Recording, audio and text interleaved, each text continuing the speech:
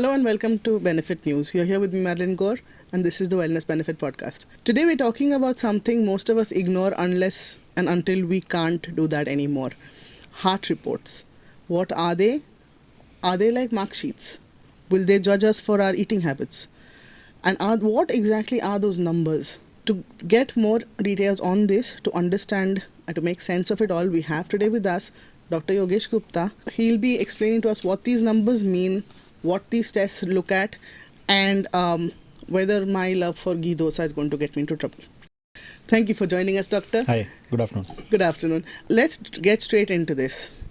There are lots of tests, right? So let's start with the basics. When somebody gets a bunch of results, जो doctor बोलते हैं कि reports करवाओ, कौन से रिपोर्ट्स होते हैं, क्यों करवाते हैं? Today's topic is most important topic as far as this present time is concerned, because maximum time we are seeing patients of heart. We are seeing the awareness programs which are going around heart, cardiac arrest, heart attack, all those things. Lot of reports are going on in and out. Patients go for those reports, then they get confused. They get confused because they have been made. They are actually confused because the doctors tell them the way they tell them. So today's topic will help them realize the importance of each and every report. Yeah, because in the heart. most of us just look at the summary on top. Exactly. So if you want to judge your heart, and as you said, whether आपका जो डोसा और घी का प्यार है वो आपको heart को परेशान करेगा कि नहीं करेगा, तो मैं आपको एक चीज़ बोल सकता हूँ ब्लंटली, जितने भी रिपोर्ट्स हैं हार्ट के वो 100% जजमेंट नहीं देते हैं. They have a problem with specificity and sensitivity. Okay. Right? First thing. So we need to talk about them so that patient do realize कि रिपोर्ट कराने ज़रूरी है, लेकिन with pinch of salt. So And एक report से सब कुछ पता नहीं चलेगा, right? एक रिपोर्ट से भी सब कुछ पता नहीं चलेगा और सब रिपोर्ट से भी सब कुछ पता नहीं चलेगा. राइट? कंफ्यूज होने की बात नहीं. जैसे जैसे आप रिपोर्ट ये प्रोग्राम देखेंगे, you will realise that you should know the reports well before getting into a panic mode. So as you said, what are those types of reports? As a doctors, we generally classify heart reports in various form. But I made it more easier. You will not find them on Google. Let me put it that way. Any reports are of three types as far as heart is concerned. One is a blood report, right? So one form is a blood report. Then the second form is divided into invasive and non-invasive reports. Okay. What does that mean? Invasive मतलब मैं आपकी body को invade कर रहा हूँ, सुई मार रहा हूँ या कैथेटर डाल रहा हूँ या जो भी है, उसको इन्वेजन बोलते हैं, जहाँ पे आपके बॉडी में मैं एंटर कर रहा हूँ through needle. And non invasive where I don't enter through that and I use the benefit of X-rays और CT scan machines to know about your organ और your arteries. So this are the three major classification: blood, non invasive and invasive. Okay. So what are blood reports? They are like troponin I and lipids. What are non-invasive reports? They are like ECG, echo, TMT. What are the invasive reports? Then they are like CT angiography, coronary angiography, and stress thallium. One other report is also there, which is called CT calcium score, which is again a non-invasive report. So these are the major reports. But we go more further so that they will realize why we are taking this part. So this is a basic classification, but there are two more classification. What is that? One is static report and dynamic report. Okay. हमारे दर्शक मित्रों को ये समझना पड़ेगा, static और dynamic का word होता है रिपोर्ट्स के अंदर. What does that mean? Static means मैंने अगर आज रिपोर्ट करवाया और मैं उसको 10 दिन के बाद भी जज करना चाहूँगा, तो उस रिपोर्ट के बेस में मैं बॉडी को जज कर सकता हूँ. आपका मैंने HbA1c किया और वो 7.5 आया है, तो अगले 3 महीने तक वो 7.5 के हिसाब से मैं ट्रीटमेंट दे सकता हूँ. आपका हीमोग्लोबिन आज 11 आया है, तो 99% चांस है कि कल भी वो 11 के आसपास रहेगा, अनलेस अनटिल आपको ब्लीडिंग ना हो जाए. राइट? तो स्टैटिक रिपोर्ट होते हैं जो जस्ट के तस रहेंगे even after sudden period of time. Dynamic report का मतलब है कि अभी कराया तो अभी जजमेंट, मूवमेंट आप मेरी कैबिन से बाहर निकले और वापस आए तो टेस्ट बदल सकता है. So basically it will also depend on circumstances from person to person, minute to minute. Why I am telling this report, this classification is important because heart is a dynamic thing.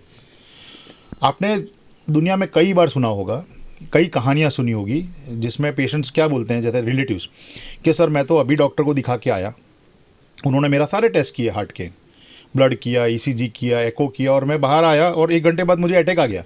ऐसे कैसे हो सकता है? मतलब doctor ने जज बरोबर नहीं किया था. Right? This one type of story. Another type of stories के सर ये कैसा है कि डॉक्टर बोल रहा है कि आपको बहुत हैवी अटैक है, पर आपका एको तो नॉर्मल है. ये कैसे हो सकता है? मतलब कि डॉक्टर को नहीं आ रहा है. So that is the second way of understanding. Third is के इमरजेंसी रूम में पेशेंट आता है कि मुझे जलन हो रही है, छाती में दर्द हो रहा है, एंड 60% ऑफ द टाइम और 50% of the time the doctor might say कि यार ईसीजी आपका नॉर्मल है लेकिन आपको अटैक है. Because in that moment your heart is fine. Exactly. So reports को स्टैटिक डायनेमिक में भी करना पड़ेगा. और the most important thing which we have to understand in heart report is almost all the reports are dynamic. They can change second movement. आपने कई स्टोरियां सुनी कि सर वो भी तो आज वो केदारनाथ बद्रीनाथ जाके आया और फिर उसको अटैक कैसे आ गया. So you never know what happens with your arteries and the heart. So that is the second classification. Third classification is diagnostic and preventive. So diagnostic मतलब कि मैं ये टेस्ट करवा ही इसलिए रहा हूँ कि अभी आपके हार्ट में अटैक है कि नहीं या कुछ प्रॉब्लम है कि नहीं. तो उसमें ट्रोपोनिन आई का रिपोर्ट हो गया, ईसीजी का रिपोर्ट हो गया, कॉर्नरी एंजियोग्राफी का रिपोर्ट हो गया. प्रिवेंटिव का मतलब है कि जिसको मैं जज कर रहा हूँ ये जानने के लिए कि आपके हार्ट को कोई तकलीफ हो सकती है कि नहीं हो सकती. तो उसमें ईसीजी हो गया, अगेन टीएमटी हो गया, एक्को हो गया. So they are general heart health. तो सीटी एंजियोग्राफी हो गया या सीटी कैल्शियम स्कोर हो गया, वो प्रिवेंटिव हो गए. Then the most important thing is definitive treatment के रिपोर्ट्स. कि मैं ये कर ही इसलिए रहा हूँ कि मुझे जजमेंट लेना है कि इस पेशेंट को क्या ट्रीटमेंट देनी है, क्या ये तकलीफ क्यों हुई है, इसलिए कर रहा हूँ. तो that is coronary angiography and CT angiography. तो this is how the reports should be understood. आपको पता होना चाहिए कौन सा रिपोर्ट स्टैटिक है, कौन सा डायनेमिक है, which reports are for prevention, which report are for the emergency treatment, and which is the definite report which is done only for this and not for health checkup. Right? So this is how the classification is. Okay. So you mentioned lipids first, right? Lipids and troponin I. Troponin I, yes. So what exactly are these? Lipids we know are fats. So these two blood reports are the most important report when a doctor wants to judge you as far as heart is concerned. एक report जो है वो overall heart health, right? It's not an overall health health. पर ये दो report इसलिए आज अपने ले रहे हैं because troponin I is for an emergency setup. Lipid is for a preventive setup. So when I'm talking about troponin I, let's start with troponin I. So troponin I क्या है? It's a simple blood report. Troponin होता क्या है? So troponin is a protein जो heart specific है. मतलब वो protein it's a building block of the muscle. आपको ये समझना पड़ेगा प्रोटीन होते क्या हैं. और हार्ट मसल है, वो हमारे बॉडी के मसल्स के बिल्डिंग ब्लॉक्स होते हैं. तो हर प्रोटीन हर जगह पे हो सकता है, कोई प्रोटीन केवल उसी ऑर्गन में हो सकता है. तो हार्ट के लिए ये प्रोटीन बहुत स्पेसिफिक है. स्पेसिफिक का मतलब है कि हार्ट में कुछ इश्यू होगा तो ही ये कम ज़्यादा होगा. सो हार्ट का स्ट्रक्चर मसल से बना है, हार्ट का स्ट्रक्चर आर्टरी से बना हुआ है, हार्ट का स्ट्रक्चर उसके आसपास के पर्दे से बना हुआ है, और हार्ट के बीच में पर्दे और हार्ट के बीच में पानी है. सो दिस इज द मोटा मोटा हार्ट स्ट्रक्चर. सो ये ट्रोपोनिन आई हार्ट के मसल्स में है प्रोटीन. जब भी हार्ट को कोई तकलीफ होगी, उसके मसल को डैमेज होगा, तो ये ट्रोपोनिन की वैल्यू ब्लड के अंदर बढ़ जाएगी. Okay, so it is specific to the heart. Is this protein made in the heart or is it just found there? It is made in the body, but it is found only in the heart. So it migrates there. So it's a so troponin I हम लोग कब करवाते हैं, पहले ये समझना पड़ेगा कि कोई पेशेंट मेरे पास आया जो बोल रहा है कि सर मुझे छाती में दर्द हो रहा है, मुझे लेफ्ट साइड में दर्द हो रहा है, मेरे को कंधे में जा रहा है, मेरे हाथ में वो रेडिएट हो रहा है, it is radiating on the जो there is the jaw pain, then you have a घबराहट और ब्रेथलेसनेस और nausea vomiting. Means I suspect कि ये पेशेंट में हार्ट का कुछ प्रॉब्लम होगा. अब दैट कैन बी एंजाइना और attack. So as a doctor first thing is to get an ECG done. लेकिन ईसीजी मैंने बोला वैसे अभी हम डिस्कस करेंगे आगे, उसका प्रॉब्लम यह है कि 50% चांस है कि आपको अटैक होने के बावजूद भी ईसीजी बोले नॉर्मल है, क्योंकि ईसीजी में टाइम लगता है कुछ डेवलप होने के लिए. So troponin I is sent at that moment जब हमें ये जज करना है कि ये तकलीफ जो लेके आया है पेशेंट, उसको हार्ट की वजह से है कि नहीं है. इन शॉर्ट, वेदर मसल्स को खून कम मिल रहा है कि नहीं मिल रहा. ब्लॉकेज नहीं बताएगा वो हार्ट अटैक या एंजाइना बताएगा. मतलब कि मसल्स को खून कम मिल रहा है, बट क्यों मिल रहा है वो नहीं बताएगा. यस, वो 50% ब्लॉक है, 70% ब्लॉक है, 100%. लेकिन आपको प्राइमरी ये पता चल जाएगा कि ये हार्ट बर्न है या ये हार्ट अटैक है या एंजाइना है. So troponin I is the most specific and sensitive report to judge whether the problem that the patient has come with is because of heart or not. And this is a blood report, right? And it's a blood report. It's a very simple report. Simple blood, when में blood लेके भेजते हैं, 1 घंटे से 1.5 घंटे में report आ जाता है. कई इमरजेंसी रूम में तो किट्स अवेलेबल है जो क्वालिटेटिव आपको दे देता है कि पॉजिटिव है कि नेगेटिव. वैल्यू नहीं देगा पर ये बता देगा कि whether the report is positive और negative. And once I know that report is positive, then I can tell you with surety once troponin is positive, then we don't wait. Okay. Then that patient has to be given all the treatment related to the heart. फिर वो heart attack हो, angina हो या simple खून की कमी हुई हो पेशेंट को, that patient should be treated as a problem of heart. So troponin Anemia I also. इतना है. Anemia also. Not anemia, heart. Okay. No, I'm because less blood is in the heart. Less blood in the heart. Okay. Not anemia. So anemia की वजह से less blood हो सकता है कि भाई हार्ट को खून कम मिले, लेकिन हार्ट की मसल्स को खून कम मिल रहा है, दैट इज कॉल्ड एंजाइना और coronary insufficiency. Right. So troponin I is for that. It's a very specific and sensitive report. मतलब उसकी वैल्यू मतलब हर लैब टू लैब वेरिएशन है, पर मैं आपको एग्जांपल दूं. अगर वैल्यू 0.1 है नॉर्मल, लेस देन 0.1, तो 0.12 या 0.11 भी पॉजिटिव है. सो उसका पॉजिटिव होना ही काफ़ी है. वो वैल्यू 0.1 की जगह पे 100 भी होगी, डजंट मीन कि आपको हार्ट अटैक सीवियर है. वो सिर्फ ये बताता है कि ट्रोपोनिन पॉजिटिव है. सो जो important message that we need to give to our to the listener is, एक ये रिपोर्ट करवाना बहुत ज़रूरी है. तो अगर डॉक्टर नहीं करवा रहा तो आप बोल दो कि सर ईसीजी करवाया है, ट्रोपोनिन आई भी करवा लो. Very cheap report. Troponin I अगर पॉजिटिव है तो let the doctor treat it as a heart issue. आप उसके सामने आर्ग्यूमेंट मत करो. And the third thing is don't get panic by the quantity of the report. अगर कोई डॉक्टर आके बोलता है, आपको रिपोर्ट देखने को मिलता है जिसमें 0.1 लिखा हुआ है और वहां पे वैल्यू आ रही है 100, तो आपको पसीना नहीं बहाना, टेंशन नहीं लेना. आपको ये समझना है कि हार्ट अटैक है. उसकी सिवियरिटी जज नहीं करता वो. Right. So most important, another important thing, within minutes it rises. So अभी मेरे को दर्द हुआ और अगर वो हार्ट का दर्द है तो with in minutes it will rise. Okay. So that is the importance of this report. पर फिर numbers इतना वेरिएशन क्यों होगा फिर? It depends upon the muscle damage. It depends upon the troponin I that gets into the blood. So muscle अगर आपका थोड़ा damage हुआ है तो वो थोड़ा सा भी अंदर जा सकता है, थोड़ा ज़्यादा भी जा सकता है. टेस्ट की सेंसिटिविटी पे डिपेंड करता है, टेस्ट की किट पे डिपेंड करता है. हाँ, आपको एक सवाल और खड़ा करना है इसके अंदर जो लिसनर्स को पता होना चाहिए, जो डॉक्टर्स को पता है लेकिन बताते नहीं है. मान लो मेरे को हार्ट का इश्यू है, फिर भी ये रिपोर्ट नेगेटिव आया, अगर मान लो आया रिपोर्ट नेगेटिव कि मैंने करवाया लेकिन रिपोर्ट नेगेटिव आया, डजंट मीन कि मैं उसको छोड़ रहा हूँ. अगर मेरे को संशय है, मेरे को सस्पिशन है कि this can be a heart issue only, तो डॉक्टर आपका 12 घंटे बाद फिर रिपीट कर सकता है. Okay. In certain scenarios it can raise, it's a dynamic test. So 12 घंटे पे राइजिंग हो सकता है. कई डॉक्टर्स पिंच ऑफ सॉल्ट के साथ क्या करते हैं, 12 घंटे बाद फिर रिपीट करते हैं. अगर वो कम हो जाता है, नॉर्मल हो जाता है, तो भी ये कह सकते हो कि हो सकता है आपका हार्ट के अंदर खून की कमी आई थी लेकिन वो अपने आप ठीक हो गई. ये भी होता है कई बार कि ब्लॉक हुआ फिर ब्लॉक अपने आप हट गया. ये प्लम्बिंग लाइन जैसा है कि थोड़ा सा कचरा फंसा तो पानी का प्रेशर कम हुआ, फिर जैसे वो कचरा साफ हुआ वापिस आपका वॉल्यूम और प्रेशर ठीक हो गया. वैसा ही हार्ट का होता है, because it's a plumbing line only. So troponin I should be known to every listener. Okay. And you should discuss this report with your doctor, right? And you should know the golden rules of this report. So the golden rules being, don't go by the numbers. First thing, ask for it. Okay. Right? It will help you to know whether you are actually having a coronary or cardiac issue or not. Don't go by the numbers. Third thing, if it is positive, then treat it as a heart issue. चाहे वो आप angiography करो ना करो, that is not important, पर you should treat it as an heart issue and you should get खून पतला करने की गोली और antiplatelet and all those drugs, and you should take important care that आपको ये प्रॉब्लम आगे ना बढ़े. So troponin I is that important report. Okay. Then you mentioned lipids. So lipids is a talk of the town.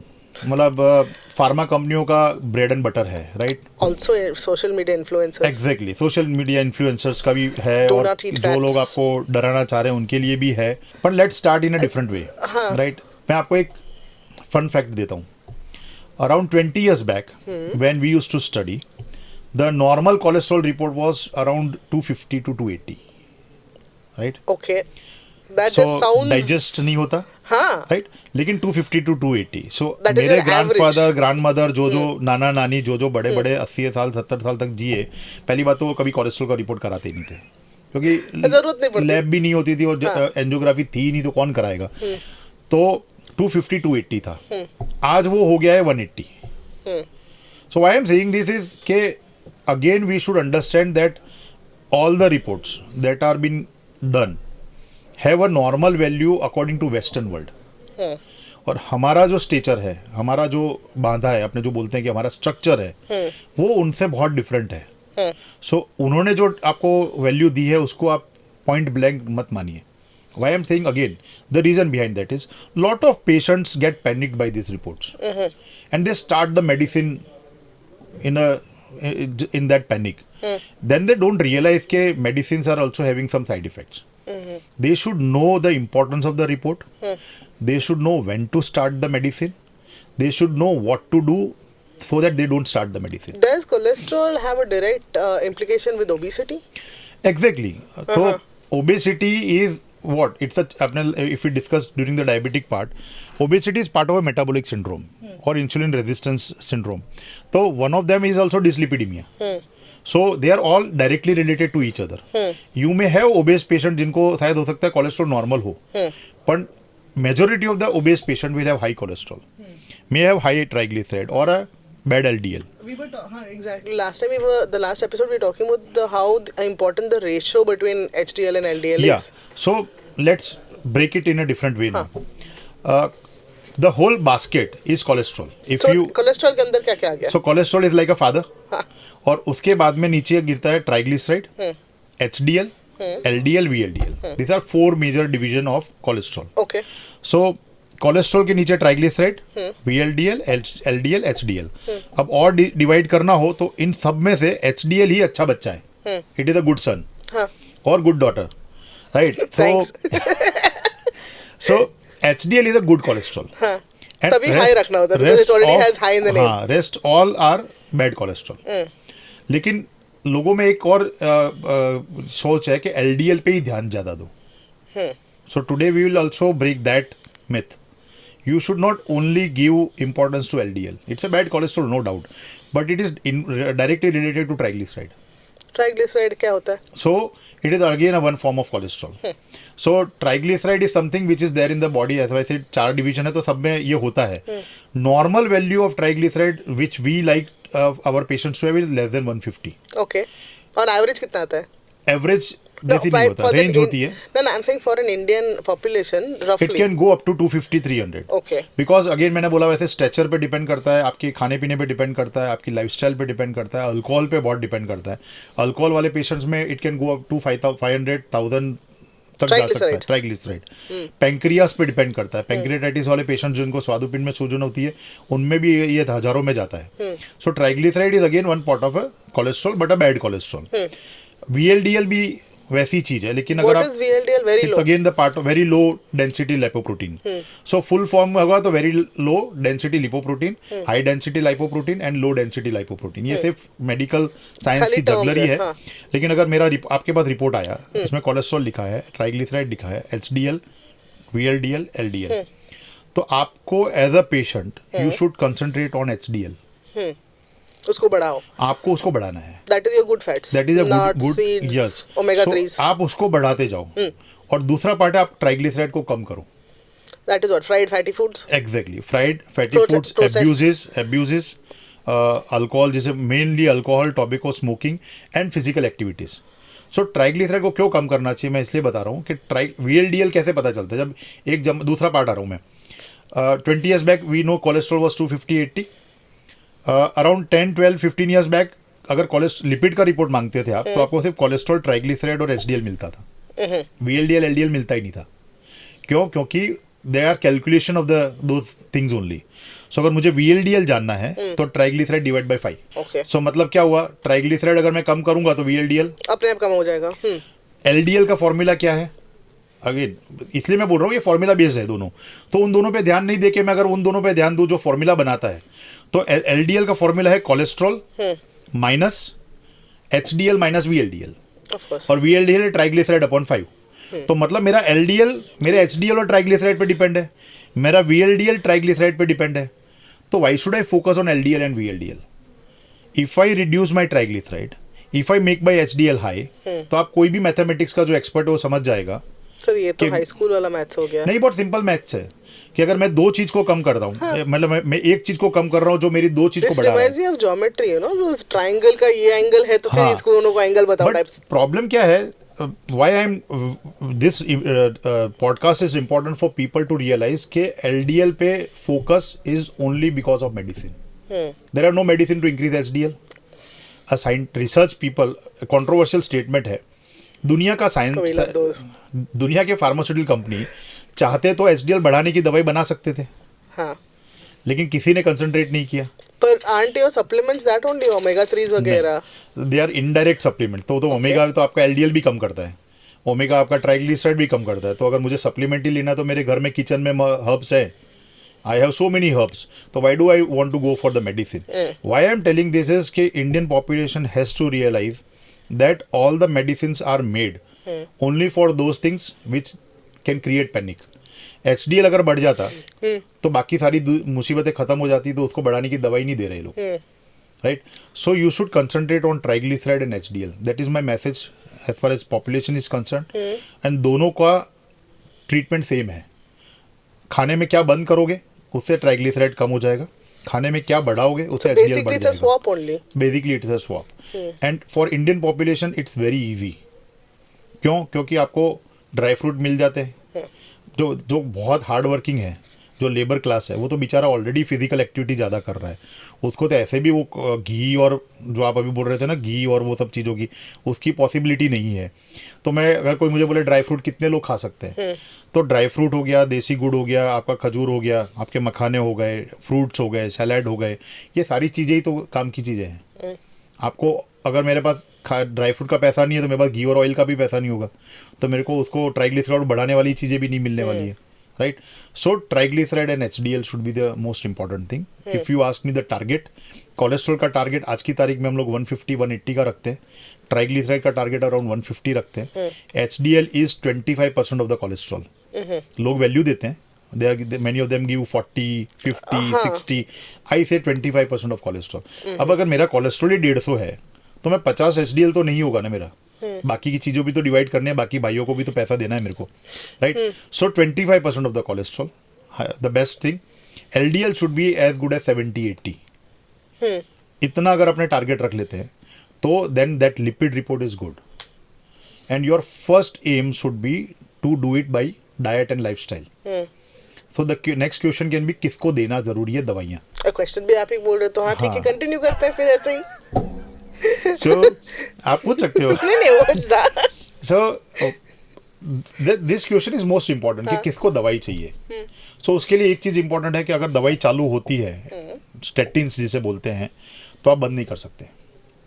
Once you start statins, they have to be taken lifetime then. But statins are basically to stabilize your plaque, right? अगर already formation हो तो. Every year they bring some new mechanism of action for statins. जब start किया था तब उन्होंने start किया था LDL को reduce करने के लिए है. Then they came with stabilization of plaque. Then they came with के थोड़ा सा HDL भी बढ़ाता है. Then they came with के वो आपकी किडनी को भी बचाता है. Then they came with के stroke भी बचाता है. क्योंकि they want to keep rolling. They want to keep taking you statins. So you're saying that the medicine remains the same, the drug remains the same, but people mechanism are finding... of action. Yes, finding new ways to sell it. Okay. Bluntly, if I can tell you. So statin is a wonderful drug. Only when it is given to the right person. Okay. Right? So who are the right person? One, जिनको heart का issue हो गया, जिनको stroke हो गया, जिनको kidney का issue हो गया, जिनको डायबिटीज़ बहुत हैवी है, जो बहुत ज़्यादा ओबेस है, जो बहुत ज़्यादा स्मोकिंग अल्कोहल कर रहे हैं, जिनकी स्ट्रॉन्ग फैमिली हिस्ट्री है, जिनको ब्लड प्रेशर बहुत ज़्यादा है, ये सारा एक कंसोर्टियम है जिनको आप कोलेस्ट्रॉल की दवाई दे सकते हो. Okay. तो इनके अलावा किसको देते हैं फिर? So then comes the two things. जिनको ये सब कुछ नहीं है उनको health checkup. Today is the world of health checkup. तो हेल्थ चेकअप में lipids are very common. When you do lipids of 100 people who don't have this disease, out of 100 60 को तो LDL ज़्यादा आएगा, 60 कई लोगों को कोलेस्ट्रॉल ज़्यादा आएगा, कई लोगों को ट्राइग्लिसराइड ज़्यादा आएगा. तो उनको क्या बोलेंगे वो लोग, अगर आप इनको कम नहीं करोगे, दवाई नहीं लोगे तो आपको अटैक आ जाएगा. So statins are not only given to this consortium of people. Statins are misused for those people जिनको ये consortium नहीं है, जिनको ये प्रिवेंशन के लिए दिया जा रहा है कि आपको अटैक आ जाएगा.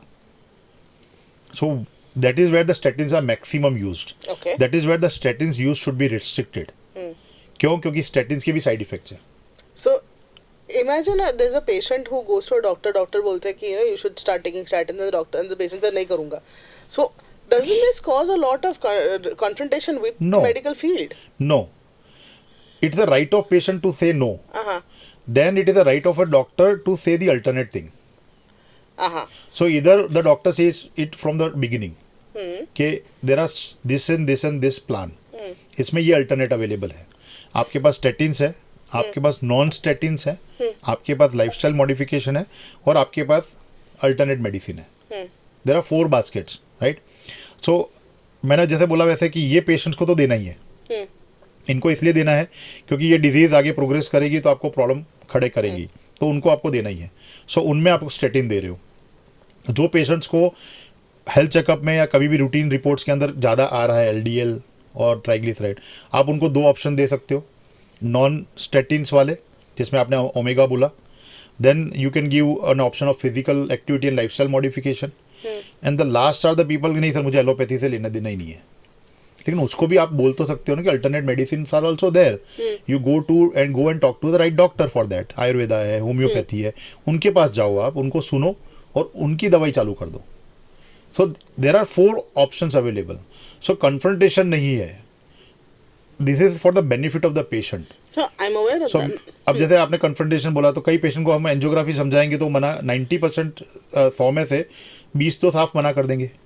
तो उनको हम छोड़ थोड़ी देंगे, हमें कोई तो ऑप्शन देना पड़ेगा उनको. They may say no, they have the right to say that, but alternates are always available.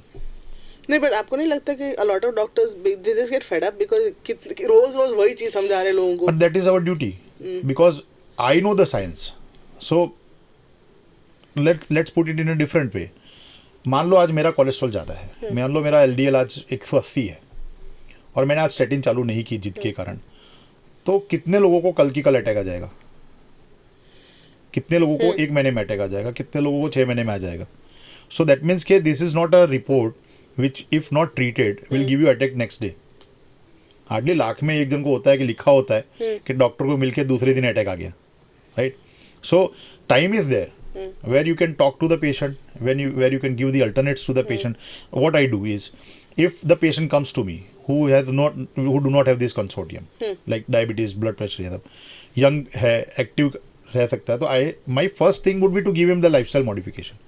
So that वो कन्फ्रंटेशन ही ना आए. पर मैं अगर स्टार्टिंग ही स्टेटिन से करूँ तो आपको लगता है कि a lot of doctors also prescribe statins because they know that their patients are not going to make any lifestyle changes. So that is the क्या बोल सकते हैं उसको, pessimistic type of approach. मतलब I cannot judge a body or nature by meeting him once or twice. You can just keep talking to them. Or what is lifestyle modification? It is a small tiny habits, right? तो वो तो हर meeting में नई add कर सकते हैं ना. मैं एक साथ ही आपको बोलूँ कि नहीं आप तो कल से है ना 10,000 स्टेप चलो मैम, आप कल से ऑयल कम्प्लीटली 1/4 कर दो, आप कल से बटर घी बंद कर देना, आप कल से चीनी मत खाना. दैट इज़ टिपिकली लाइक आप सामने वाले को इरिटेट कर रहे हो. तो स्मॉल कर सकते हो मैम. कल से एक काम करो, मोबाइल पे आप बात करो तो चलना चालू कर दो. कल से एक काम करो ना, आप ऑयल बदलना चालू कर दो. आप थोड़ा सा करो, घर का घी खा सकते हो, बटर मत खाना. राइट? धीरे धीरे कम करेंगे ना. कहाँ जल्दी है इस चीज़ के लिए. So lipids, let's come to that topic के जिसमें lipids is a preventive report and it should be treated with the psychology of the patient. It should not be like this कि आप उस पर थोप रहे हो. Third thing, the listeners should realise this. मैंने बहुत सारे पेशेंट्स को देखा है जो ये ब्लेम कर देते हैं कि सर मेरा लिपिड ज़्यादा था, डॉक्टर ने दवाई नहीं दी इसलिए मुझे आज अटैक आ गया. So when you have this other way of panic mode, या जिसे बोलते हैं शोल्डर पे शूट करना कि डॉक्टर ने दवाई नहीं दी, नेग्लिजेंस है, that means you want doctors to follow the guidelines bluntly. So don't do that. All the reports are dynamic, they are not static. तो प्लीज़ आप डॉक्टर से अल्टरनेट प्रॉपर प्लान लो and follow that plan. In between, if you are unlucky, unfortunate enough to have a problem of heart, you cannot blame कि आपने ये नहीं किया था. ये लिपिड वाला जो प्रोफाइल होता है, दिस इज स्टैटिक और dynamic because it stays steady for some time. It stays steady for a limited amount of number of days. पर अगर आप मान लो 10 एक पेशेंट को मैं रोज लिपिड कराऊं, डायनेमिक का डेफिनेशन कैसे प्रूव करेंगे? मैं रोज रिपोर्ट करा रहा हूँ तो LDL can change frequently. That can change frequently. So it depends upon your bodies metabolism. तो आपका रिपोर्ट चेंज हो सकता है पर मेजर चेंज ही नहीं आएगा कि अगर मेरा आज 180 है तो कल 100 हो गया. No, वो so नहीं that is होगा. what I was asking. कि So what as is such, it's a static report. You can what say that. range is that? Is it 1 week, 10 days? नहीं, range frankly speaking, भाई आप पूछोगे तो मेरे पास data नहीं है. हाँ. So rather than bluffing, it's No, better. no. So I'm saying if a patient comes to you, what is the average time you take saying कि हर 2 महीने minimum 3 3 महीने months. 3 Minimum 3 months. Because repeating lipids every now and then is not possible. 3 महीने का time देते हैं जिसमें again question is important. Let me put it, rephrase it that way. कि if a patient comes और मैंने उसको जो भी थेरेपी दी है तो उसको मैं जज कब करूंगा कि वो थेरेपी सही काम कर रही है कि नहीं कर रही. That is, I think that is your question. Yeah. So what we do normally as a doctor is 3 months period, Okay. and we take 20% reduction. अच्छा, that is your goal. मतलब मेरा गोल वो है कि आप चाहे अल्टरनेट थेरेपी लो, चाहे आप लाइफस्टाइल करो, चाहे आप डाइट करो, चाहे आप ड्रग लो, चाहे आप नॉन स्टेटिन लो, 20% रिडक्शन जिससे हो रहा है मतलब आपकी थेरेपी सही चल रही है. Okay. सो 180 का 20% 36 और रिड्यूस हो गया तो I am happy. In 3 months. In 3 months. Okay. And then you move forward. And अगर आपका 3 महीने के बाद भी 180 की जगह 180 रहा या आपका 180 से 190 जंप कर गया, that means that therapy is not working. Either it is not working और either you are not doing it. Then in that case you to change it. Okay. Right? So that's how the whole gamut work. Okay. So again that gives the answer to the listeners कि 3 महीना अगर मैं दे रहा हूँ मतलब कि wait कर सकते हैं. ये पर ऐसा नहीं कि wait to start. Yes, exactly. हाँ, because a lot of the time that happens कि कल से चालू करेंगे. So see, it depends upon the patient's mentality. उस रिपोर्ट को कितना इम्पोर्टेंस देना वो उन पे डिपेंड करता है. But as a doctor I have to give them the whole picture. They should fear LDL, they should fear triglyceride, but that fear should be targeted in a right manner. And there are so many things now available where they can use and they can reduce their lipids, right? So you're basically swapping out one fat for another. Exactly. So say घी कम करके peanut butter ज़्यादा चले और almonds. So depends upon the मैंने बोला ना, it's all patient psychology. It's all what is available. But this is empirical data, right? Yeah. हाँ, तो that's why I'm asking. So basically, it's just small changes that require. Tiny habits, yeah. Okay. Shall we move on to the next set? Yes. Let's start with the non-invasive. Yeah, we can start with the non-invasive. So echocardiogram. Let's do with, yeah, we can do with echo or ECG both. So echocardiogram is what? Echocardiogram in a normal way is like a sonography. It's a sonography of heart. So sound वाला. Sonography of the heart. So अगर हम पेट को, अगर आपको दर्द हो रहा है तो आप क्या करोगे? सोनोग्राफी ऑफ द पेट करवा रहे हो, एब्डोमेन करवा रहे हो ना, वैसे ही आपका हार्ट का सोनोग्राफी है. So basically sound बजाते हैं and then it ना इट्स एन अल्ट्रासाउंड वेव्स होते हैं. So when the waves goes you can see the picture of the heart. You can see the whole structure of the heart. So this is the only report that shows you heart from inside. You can see every structure of the heart in echocardiography. It is a very good, wonderful report where you can see every part of the heart. So what does it show? It shows the heart chambers. Heart is made up of chambers, 4 chambers. Heart के उन 4 chambers के बीच में पर्दा होता है जिसको हम इंट्राआर्ट्रियल and intraventricular septum बोलते हैं. उन 4 चैम्बर्स के साथ में 4 वाल्स होते हैं जिसको हम माइट्रल वाल, aortic वाल, ट्राइकस्पिड वाल, पल्मोनरी वाल बोलते हैं डिपेंडिंग ऑन देयर पोजीशन और the place. Then the aorta is there which gives the blood to the whole body. Then you have a pulmonary artery and vein which brings the blood or which takes the blood to the lung. And then there is a lung. So when I go for echocardiography, I can see the whole heart, all 4 chambers, all 4 valves, the both septums that I talked, and the aorta, and even the pulmonary artery and pulmonary valve. So that's how the echocardiography is. It's a non-invasive test. How does this work? They're using ultrasonic waves. Yeah. Okay. So the ultrasonic waves goes, वो heart के muscles के साथ में और उसके blood के साथ में टकरा के वापस आती है and they give the image to you. Oh, so this is like what bats do. Because bats can't see in the dark, no? So they send out waves. So it's a news for me. It's okay. Whales also do that. It's a news for me. Haan. So frankly, it gives the structure of the heart. So it's a non-invasive report. It can last from 2 minutes to 10 minutes. Oh, okay. Depending on the expert who is doing the report of yours. And this can be done at every age. Okay. From a newborn, not newborn in fact, even when the child is in the womb. That's what I was coming. So उसकी में भी करते हैं क्योंकि कई बार हमको congenital defects ढूंढने होते हैं. Then the child, newborn child, then every age till the end of your life. This is the one where you put sticky tape. वो जो circle No, that is ECG. First thing, as I said, non-invasive test. It's an ultrasonography of the heart. Third, it is the only test which tells you what structures are there in the heart, so you can evaluate those structures, right? So that is one thing of echocardiography. Then, when it is done, so as I said in the initial part, it's a test which is emergency test also and a preventive test also. Okay. Like ECG and mainly ECG. So whenever a patient comes to me, health checkup कराना चाह रहा है तो उसको भी eco करते हैं. अगर पेशेंट एडमिट हो रहा है तो उसको भी इको करते हैं. अगर पेशेंट की सर्जरी करनी है तो प्री ऑपरेटिव फिटनेस से पहले भी एको कर सकते हैं. अगर बच्चा आ रहा है उसको तकलीफ हो रही है तो कंजेनिटल डिफेक्ट्स के लिए भी एको कर सकते हैं. So echo is a widely use test, very cheap, available everywhere in the world. And it doesn't take long also. It doesn't take long also. Yeah, it requires an expert who can do it. A radiologist will not be the right person. A physician or a cardiologist can do it who has done a lot of echo. So echocardiography is that test. Okay. So that is one thing.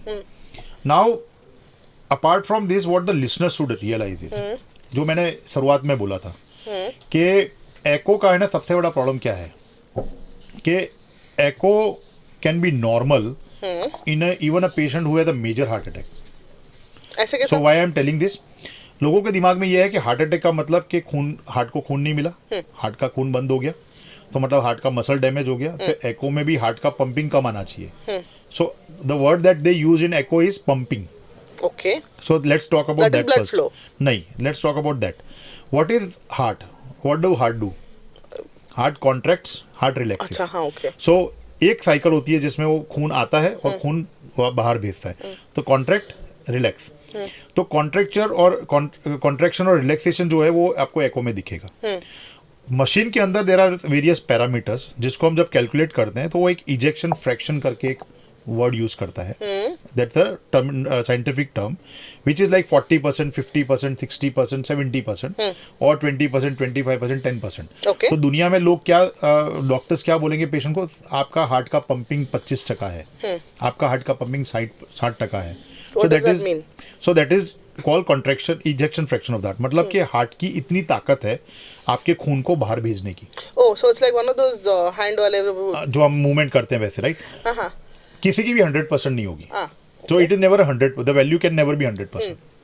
100% का मतलब heart के muscle चिपक गए और फिर खुल रहे हैं, वो पॉसिबल नहीं है. It's like this, right? So वो 60-70% तक का रहता है. Third thing, What is the best that somebody can get to? It is above 50. Okay. But best का डेफिनेशन सिर्फ ये वैल्यू नहीं है. सो इसलिए सेकंड पार्ट आता है. So the first thing that echocardiography gives you कि आपका पंपिंग कितना है और इजेक्शन फ्रैक्शन कितना है. Second thing the heart gives you कि आपका जो मसल है वो कितना अच्छे से कॉन्ट्रैक्ट कर रहा है. अब मैं आपको सिंपल सा समझाऊं, अगर ये हार्ट है तो अगर मेरा पंपिंग, अगर आपका पंपिंग ऐसे कर रहा है मतलब कि उसकी सारी दीवारें पंप कर रही हैं इन अ वेरी बैलेंस वे और ठीक है सिंक में बैलेंस कर रही है, लेकिन मेरा हार्ट का खाली पंपिंग यही कर रहा है और ये मूवमेंट नहीं कर रहा, तो हार्ट की मूवमेंट, मसल्स की मूवमेंट भी इसमें दिखती है. So that is called regional wall motion abnormalities. मतलब कि हार्ट अगर ये पूरा हार्ट का मसल है तो इतना पार्ट काम कर रहा है कि नहीं कर रहा, ये पूरा काम कर रहा है कि नहीं कर रहा, वो सब दिखेगा. सो मान लो ये काम कर रहा है और ये काम नहीं कर रहा, तो रीजनल वॉल मोशन, रीजनल मतलब लोकल पार्ट हो गया जो काम नहीं कर रहा है, वो भी सेकंड पार्ट अपने को इस इको में खबर पता चलेगा. Then comes the valves. Valve का काम होता है नल के पानी की तरह. अगर आप नल बंद करते हो तो आप आइडियली आपकी इच्छा होगी कि उसमें से जरा भी लीक ना करें, और अगर आप नल खोलते हो तो पूरे फोर्स में और वॉल्यूम में पानी आना चाहिए, राइट? सो वाल भी ऐसा ही है. अगर वाल बंद हो गया तो लीक नहीं करना चाहिए, और अगर वाल खुल गया तो पूरा खून दूसरे चैम्बर में चले जाना चाहिए या आउटा से निकल जाना चाहिए. सो दैट वाल का फंक्शन भी इसमें पता चलता है कि लीक है कि नहीं है, या वो बंद का बंदी ये खुल ही नहीं रहा प्रॉपर्ली. तो that is called stenosis and regurgitation. Okay. So this are all technical term. पर है तीन तो चीजें, plumbing का problem. सो तीन चीजें हुई कि एक आपको इजेक्शन फ्रैक्शन मिल रहा है, दूसरा आपको मसल सिंक में काम कर रहा है कि नहीं कर रहा है ये पता चल रहा है, तीसरा वाल फंक्शन ठीक से कर रहा है कि नहीं कर रहा, एंड फोर्थ थिंग इज जो बीच का पर्दा है उसमें कोई तकलीफ है कि नहीं, होल है कि नहीं, मतलब जिसको हम ASD और VSD बोलते हैं. लेकिन ये तीन चीजें देखी गई, उससे आपको पता चलता है कि आपका हार्ट ठीक है कि नहीं है. सो आपने जब पहला सवाल पूछा था कि क्या नॉर्मल होता है, so normal patient will be जिसके चैम्बर्स की साइज नॉर्मल है, जिसके वॉल के अंदर वॉल जो है दीवार जो है उसका सिंक में मूवमेंट हो रहा है, जिसका इजेक्शन फ्रैक्शन 50% के ऊपर है और जिसके वॉल में कोई डैमेज So नहीं when you're saying that it has to move equally, it's like playing when you see an accordion. Yes. So it has to, or It the has whole to, thing has to go like exactly. this and not. Exactly because जैसे ही वो imbalance sink गया वैसे ही वो आपकी heart की rhythm खत्म हो जाएगी, चेंज हो That जाएगी, is called an arrhythmia. Right? arrhythmias actually. So echo is a wonderful test, but it is to be seen in that form. Okay. कोई मुझे बोले कि मेरा पंपिंग तो 60% है, डजंट मीन कि आपका इको नॉर्मल है, आपका वाल खराब हो सकता है. कोई मुझे बोले कि मेरा वाल के मोशंस जो दीवार की मूवमेंट है वो खराब है, हो सकता है आपका इजेक्शन फ्रैक्शन 45-50 निकल आए. I think it's very cool that an echo will tell you that whether the sound is proper or not, because that's essentially arrhythmia's heartbeat is uneven, right? It has nothing to do with sound actually. So it is the arrhythmias are actually electrical activities. Okay. And the structure is completely different. Muscles और वाल से बना हुआ होता है, खून अंदर दिख रहा है आपको, तो उसमें इलेक्ट्रिकल एक्टिविटी दिखेगी भी नहीं आपको. हाँ, सिंक्रोनाइज मूवमेंट नहीं है तो आप बोल सकते हो कि हार्ट बीट आपकी हार्ट रिदम ठीक नहीं होगी, but it will never give you the actual idea. That has to be taken care with echo and ECG both. Okay. So combination of the reports होता है. So echo is this. Now the most important thing the patient should realize is that, or a listener should realize is, normal echo doesn't mean कि आपका heart normal है.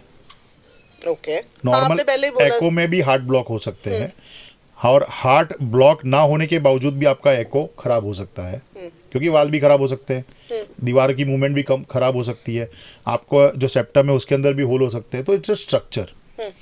And the most important thing, it's a dynamic report. आपने आज एको करवाया normal, आप कल वापिस आओ, आप 2 घंटे बाद वापिस आओ और आपका वो हार्ट का पंपिंग कम हो सकता है, right.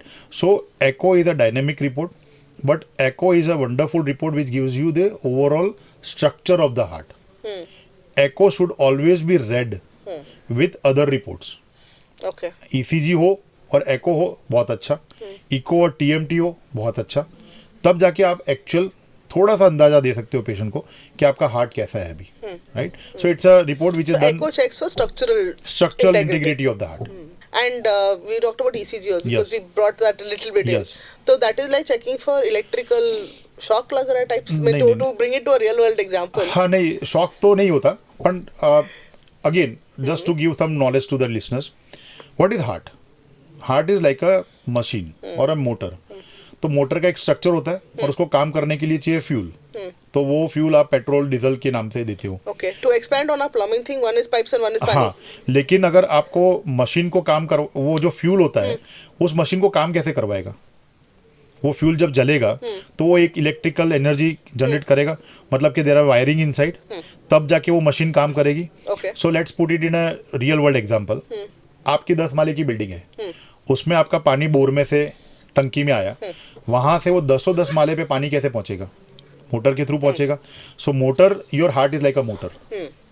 It takes the blood, it sends it to the push it. Lung, वहां से ऑक्सीजन मिलके वापस आता है, ऑक्सीजन वाला ब्लड वापस पूरे बॉडी में जाता है, पूरे बॉडी आपका ऑक्सीजन ले लेता है और ब्लड को वापस हार्ट में भेज देता है.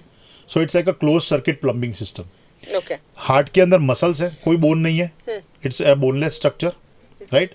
और हार्ट के अंदर मसल्स हैं, उन मसल्स में इलेक्ट्रिकल वायर्स हैं, very micro electrical wires are there, जो एक दूसरे से जुड़े हुए हैं. आपकी जो हार्ट बीट है, वो ऊपर का जो हार्ट है जिसको हम एट्रियम बोलते हैं, वहाँ पे एक नोड है जहाँ पे वो सेंटर है, जहाँ से पूरा इलेक्ट्रिकल एक्टिविटी जनरेट होता है, जिसको बोलते हैं ऐसे नोड. वहाँ से इलेक्ट्रिकल एक्टिविटी जनरेट होती है. Okay. So this is the whole structure of the heart. तो हमने इकोकार्डियोग्राफी देख लिया जो स्ट्रक्चर दिखा रहा है. ईसीजी इलेक्ट्रिकल स्ट्रक्चर दिखा रहा है आपको. Okay. सो ईसीजी क्या होता है कि जब मैंने बोला ना हार्ट पंप करता है, कॉन्ट्रैक्ट करता है, रिलैक्स करता है, तो 1 कॉन्ट्रैक्शन एंड 1 रिलैक्सेशन जब होता है ना, तब ईसीजी के सारे वेव्स बनते हैं. ईसीजी इज वेव्स, और वेव्स में नाम लिखे रहते हैं. आपके ईसीजी में नाम नहीं लिखे रहते, पर हमें जब सिखाया जाता है तब PQRST इस तरह से नाम दिए जाते हैं, अल्फ़ाबेट दिए जाते हैं. This alphabets and this waves actually summarises कि एक साइकिल पूरी हो गई, कॉन्ट्रैक्ट हुआ, रिलैक्स हो गया और ईसीजी आ गया. हमें तो खाली दिखता आपको है. उतना ही दिखता है. हाँ. लेकिन ईसीजी के अंदर 100 ये बीमारी आप डायग्नोस कर सकते हो. अगर आपको ईसीजी एक्सपर्ट हो तो आप अटैक है कि नहीं वो पता कर सकते हो आप. So let's do it in a simple way.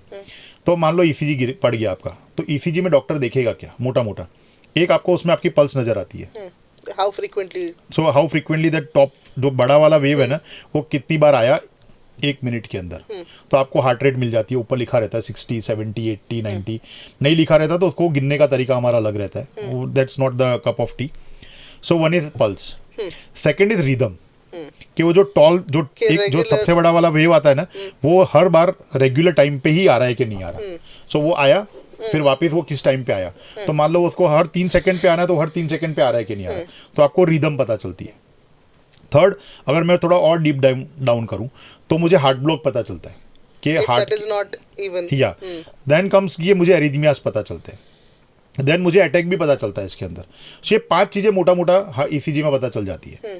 सो किसी भी पेशेंट का जब ईसीजी किया जाता है तो ये चीज़ें पहले देख लेते हैं हम लोग कि पल्स कितनी है, रिदम ठीक है कि नहीं है, एरिथमियास है कि नहीं, या हार्ट ब्लॉक है कि नहीं, और अटैक है कि नहीं. ये 5 के ऊपर भी बहुत सारी चीज़ें हैं, पर ये 5 पे हमारा ज़्यादा ध्यान रहता है जब कोई पेशेंट इमरजेंसी रूम में या नॉर्मली हेल्थ चेकअप करवा के या नॉर्मली ईसीजी करवा के आता है तब. Right. So as I said it is a one cycle, it is wave forms and it is an electrical activity of the heart. Right. So ECG के अंदर सबसे बड़ा प्रॉब्लम क्या है, जो मैं प्रॉब्लम एरिया बोल रहा हूँ, डायग्नोसिस तो हो गया अपना. प्रॉब्लम एरिया इज के if 100 patient of heart attack will walk in my chamber और इमरजेंसी रूम, क्वाइट पॉसिबली 50% को ही ईसीजी पॉजिटिव आ सकता है. आप आए हो वॉक इन करके अटैक के साथ, और जरूरी नहीं कि चालू ECG अटैक में? चालू अटैक में भी. Okay. क्यों? क्योंकि इलेक्ट्रिकल एक्टिविटी है, और इलेक्ट्रिकल एक्टिविटी में भी ऐसा है कि मसल्स के अंदर अगर ऑक्सीजन की कमी हुई और मसल अगर डैमेज हुआ तो ही तो वो इलेक्ट्रिकल एक्टिविटी डाइवर्ट होगी. वरना अब जैसे सिंपल एग्जांपल दूं, यहाँ से आपने स्विच चालू किया, वो स्विच इस लाइट तक वायर लेके जा रहा है और वहां पे फिर वो लाइट चल रही है. तो जब वो तो पूरा बेसिकली चेकिंग की वायरिंग में लोचा है कि नहीं? वायरिंग के डायरेक्शन में, इलेक्ट्रिकल करंट के डायरेक्शन में कोई लोचा है कि नहीं. Okay. It's not wiring only, it's the direction of the current also. तो वो सारी चीजें होने में टाइम लगता है, कई बार नहीं भी होती है. तो ईसीजी में it's a least specific sensitive report. अगर आया तो इसका मतलब क्या हुआ, अगर तो ईसीजी में अटैक आया दिख रहा है तो ये अटैक है ही. So there are no false positives. So exactly. पर अगर ईसीजी में अटैक नहीं आया डजंट मीन कि आपको अटैक नहीं है, आपको अटैक हो सकता है. तो फिर क्या वापस करवाए? सो इसीलिए जो आपने शुरुआत की थी, they are dynamic reports. So if a patient comes with ECG with a chest pain, I get an ECG done, मुझे सस्पेशन है कि अटैक ही होगा, तो ईसीजी के साथ मैं क्या करूंगा, troponin I. Okay. Right. To check if the protein is there. Yes. ये 2 रिपोर्ट से मुझे पता चल जाएगा कि आज की तारीख में अभी उसको अटैक है कि नहीं है. फिर भी मुझे सस्पिशन है तो मैं 12 घंटे पे फिर से ट्रोपोनिन आई करवाऊंगा और सीरियल ईसीजीज करूंगा, and then I will move forward. और ये 2 चीजें मुझे इतना हेल्प करेंगी. अगर दोनों को साथ में करूंगा तो, मैं खाली एक को करके छोड़ दूंगा तो चांसेस है कि वो पेशेंट जो अपने स्टोरी सुनते हैं ना कि सर ईसीजी करके बाहर निकला और फिर भी अटैक आ गया, तो ऐसा तो क्या डॉक्टर को आधा ही नहीं मतलब. Right. So this is the whole part of ECG. तो ECG is the most cheapest, easily available even with the fake doctors. So ECG machine is available everywhere. आज की तारीख में एआई मॉडल हो गया, तो ईसीजी की मशीन भी आपको रिपोर्टिंग करके देती है. So let me add one caveat. When you say fake doctors, are you talking about Google? Fake doctor means जिनको पास डिग्री नहीं है, Okay. या जिनके पास डिग्री है लेकिन वो किसी और डिग्री की प्रैक्टिस कर रहे हैं. राइट. मैं अगर एलोपैथी और आयुर्वेदिक की प्रैक्टिस, मैं उल्टा जा रहा हूँ, मैं एलोपैथिक और आयुर्वेदिक की प्रैक्टिस करता हूँ तो मेरे लिए मैं आयुर्वेदिक फेक डॉक्टर हो गया. True. Right. So let me put, मैं अपने आप को मिरर दिखा दूँ.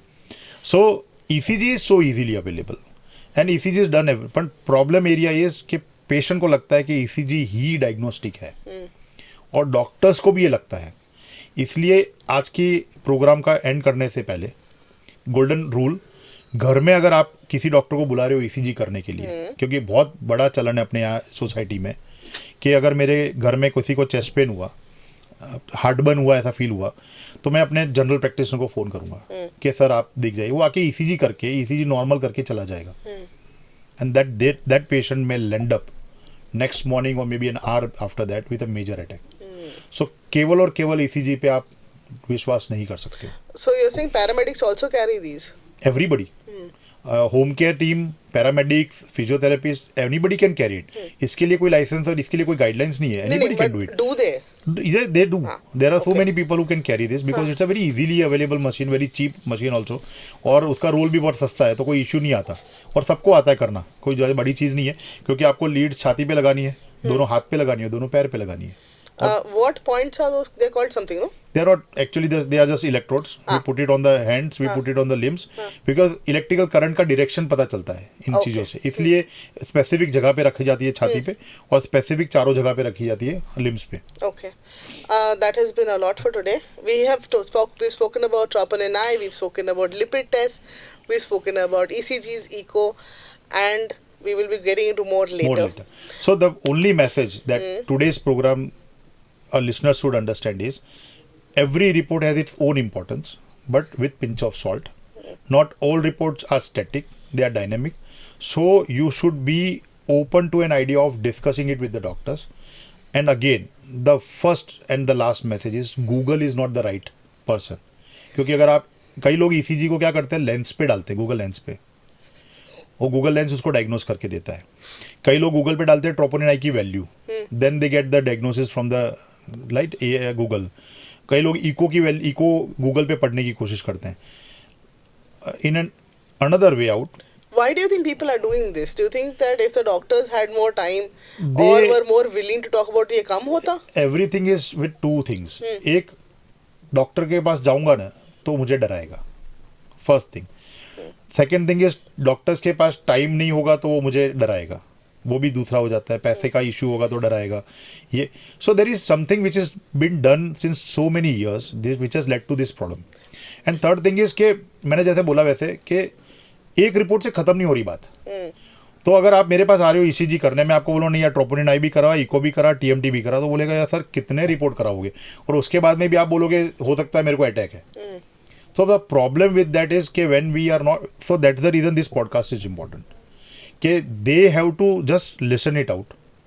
They will realize कि ये रिपोर्ट ज़रूरी है अगर आप डॉक्टर के पास जाते हो, लेकिन then and then only you will get the right idea about your heart. Okay, on that note, I think we'll wind up for today. That was Dr. Yogesh Gupta. I'm Madeline Gore. This is Benefit News. If you like what you saw, please share this with your friends. If you didn't like it, tell us why. Don't forget to follow and subscribe for more. We'll be back soon.